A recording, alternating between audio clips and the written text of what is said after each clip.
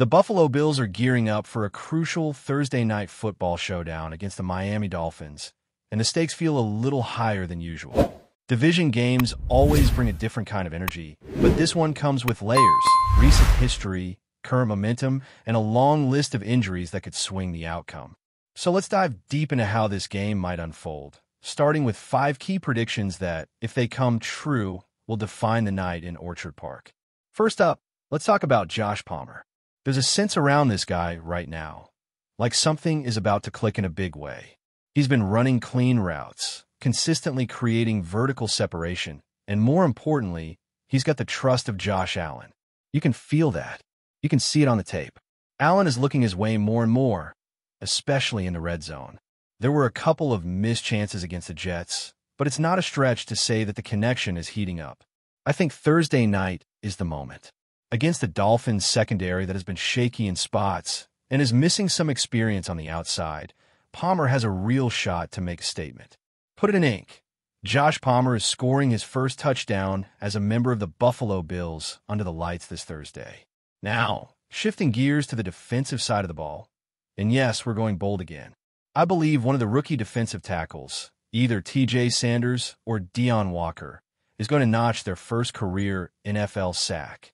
Both of these young guys are stepping into the spotlight because of Ed Oliver's absence, and it's one of those opportunities you just have to seize if you're trying to stick in this league. The matchup couldn't be more favorable. Miami's interior offensive line is seriously vulnerable. Their left guard, Jonas Savianea, is a rookie who's been struggling mightily, and their right guard, Kean Smith, is essentially playing out of position.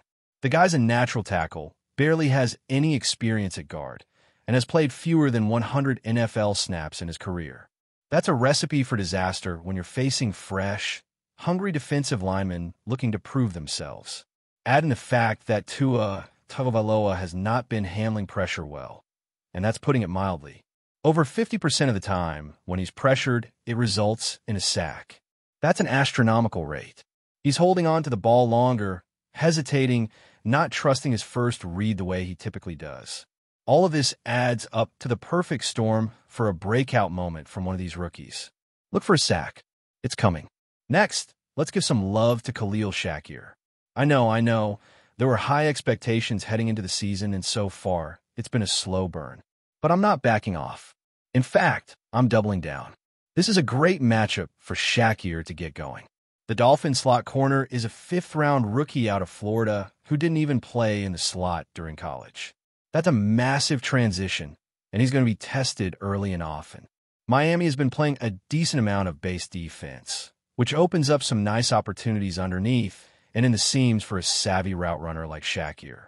He's got the burst after the catch, he's shown the toughness over the middle, and I think this is the game where we see him really become a focal point. I'm calling it. 50 or more receiving yards for Shakir against Miami. This offense needs that reliable presence in the middle of the field, especially if they want to stay ahead of the sticks and keep pressure off Allen on 3rd down. Now, here's a big one. The Bills are still looking for their first interception of the season. They've recovered a couple of fumbles, sure, but that first pick, it's still out there. That changes on Thursday. Tua has been generous with the football this year, and I don't see that trend reversing this week. His turnover-worthy throw rate is sitting at over 7%, which is simply outrageous. Yes, he had a strong outing last time he faced the Bills, throwing for over 200 yards and 2 touchdowns with an insane completion rate.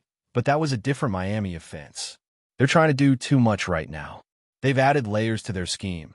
Fewer play-action looks, fewer screens, more straight dropbacks, and it's not clicking the way they hoped. That often leads to forced throws, miscommunications, and tipped balls. That's where the Bills' secondary, even without some key starters, can pounce. Whether it's a tip pass or a baited throw by a savvy corner, I think the Bills' defense finally gets their hands on one. The first interception of the season is coming. Mark it down. And finally, prediction number 5, the Bills are going to win this game. This might sound obvious to some, especially with the way the matchup has gone historically, but the context matters. Buffalo has absolutely dominated Miami over the last several years. They've won 13 of the last 14 meetings, and this game feels like another chapter in that story. Let's look at the situation. The Bills are at home on a short week, where the advantage usually leans toward the home team. They're favored by double digits for a reason. Meanwhile, Miami is coming off a dogfight against the Patriots, with several defensive starters already racking up over 90 snaps in just 2 weeks. The Bills? They've only played 98 defensive snaps total. That's a huge difference in terms of rest and recovery, and in a short week, it could be the deciding factor. The Dolphins have to travel, face a rested team in prime time, and try to find answers with an offense that's still figuring things out. This is the type of game you win if you're a serious contender. Take care of business, get to 3-0, and move on to New Orleans. But of course, that doesn't mean there aren't real concerns. The injury report this week reads like a medical journal. Matt Milano's situation remains a bit of a mystery. He went down against the Jets and was seen on the sideline with a brace on his right shoulder. At first, it looked like a leg injury, maybe a hamstring, but now it's officially a pectoral issue. And the way it's being talked about is strange. McDermott has been vague, almost too cautious, and that usually signals more damage than they're letting on. There's a chance it's not just the pec. Maybe there's a rotator cuff or labrum component involved. Whatever the case, it's not looking good for Thursday, and even Week 4 against the Saints might be a stretch. If Milano is out multiple weeks, that puts a ton of pressure on Dorian Williams to step in and keep the defense humming. And then there's Ed Oliver, who's dealing with an ankle injury that has now lingered for more than a week. He's been spotted in a boot, which is never a good sign, and at this point, it wouldn't be a shock if he misses another game. The team originally said he was stepped on in practice, but the fact that he's still not even practicing in a limited fashion suggests something more severe, possibly a high ankle sprain. That's the type of injury that can linger if not treated carefully. And with a mini-bye coming up, the Bills might be wise to play it safe. Taron Johnson is another question mark. He missed last week with a quad issue, and although he's been limited in practice, nothing is guaranteed. The backup Cam Lewis is also banged up with a shoulder injury, so this is a situation to watch closely.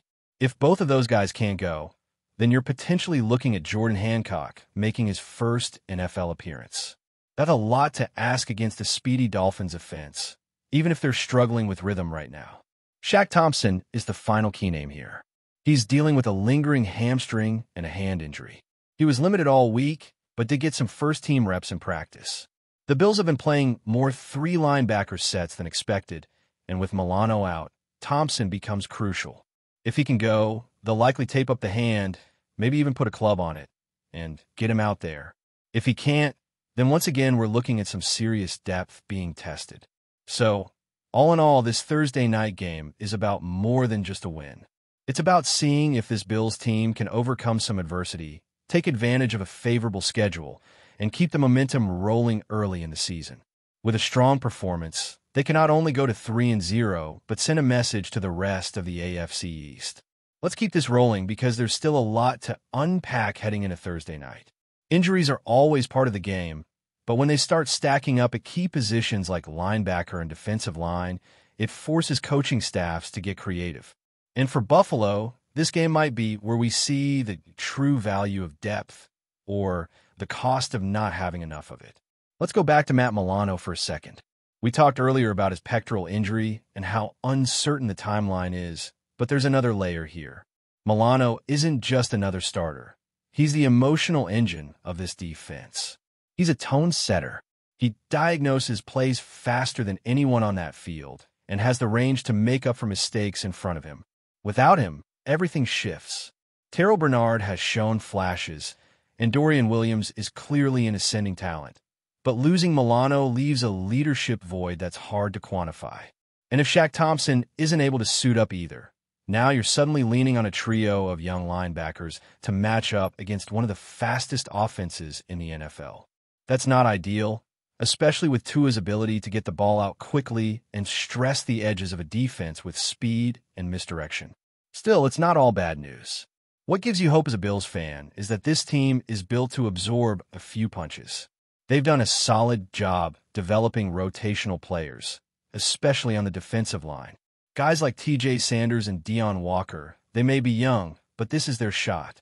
If they can generate interior pressure, force Tua off his spot, and make him uncomfortable, that completely changes the math. Remember, Tua's game is all about rhythm.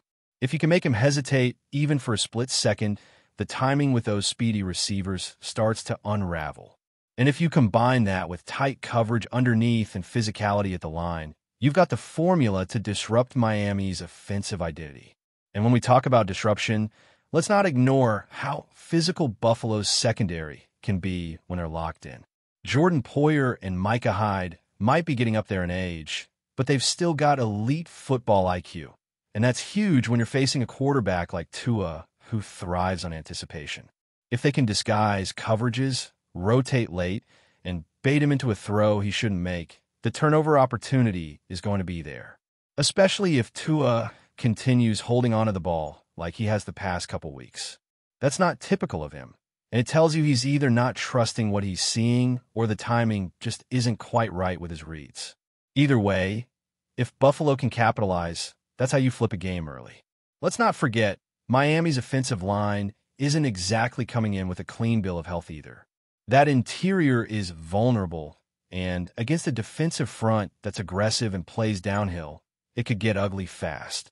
If there's one thing Sean McDermott has done consistently well as a head coach, it's getting his defense ready for divisional matchups. He knows what's at stake, and he knows how to scheme pressure even without all of his starters. That's going to be the key Thursday night.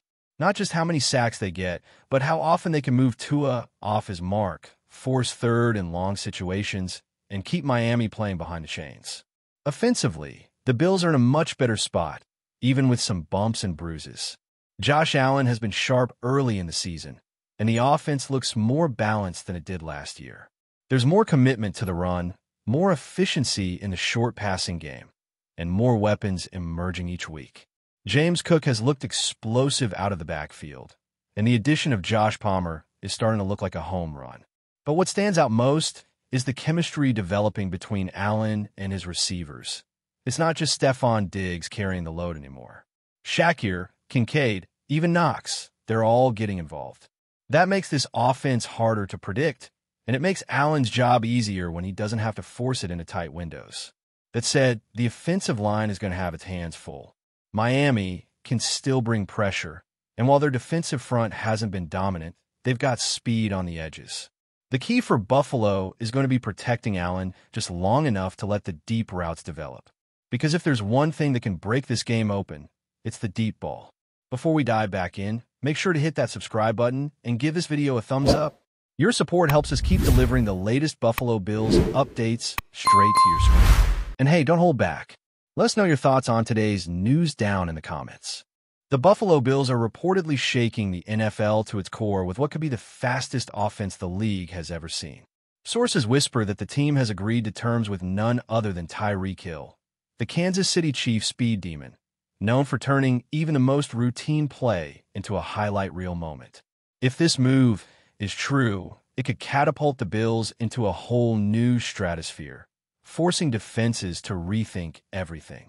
Imagine Josh Allen, already one of the most dangerous quarterbacks in the league, now pairing with Hill's unmatched acceleration. Bills fans are buzzing, and social media is on fire with speculation. Analysts are scratching their heads, trying to calculate the nightmares this could create for defensive coordinators. Hill's ability to stretch the field vertically could transform Buffalo's playbook overnight, turning deep passes into near-automatic explosive plays. Rumors suggest that the deal is not only about Hill's blazing speed, but also about the chemistry he could build with Allen. The duo would combine agility, power, and acceleration in ways the NFL rarely sees. The Bills' offense might soon be defined by sheer pace and unpredictability, leaving opponents gasping in pursuit. Some insiders hint that this acquisition could finally push Buffalo over the top, turning them into Super Bowl contenders in a league where speed is everything. Yet, skepticism lingers. Hill's history with injuries and the challenge of integrating a player with such a unique skill set into an already elite offense leaves some analysts hesitant. Still, if even half of the buzz is true, the Bills may have just redefined what fast really means in professional football. Every snap could become a sprint, every yard gained a blur. For now, the NFL is watching, whispering, and waiting. Will the Bills' gamble pay off, Or is this just the latest headline in a league that thrives on shockwaves and drama? One thing is certain. If Tyreek Hill lands in Buffalo, no defense will have a moment to breathe. And for fans craving jaw-dropping speed, the 2025 season might just be unforgettable. That's a wrap for now. If you enjoyed the video and want to stay on top of all things Buffalo Bills, make sure to subscribe and hit that like button. We'd love to hear what you think in the comments. See you in the next update.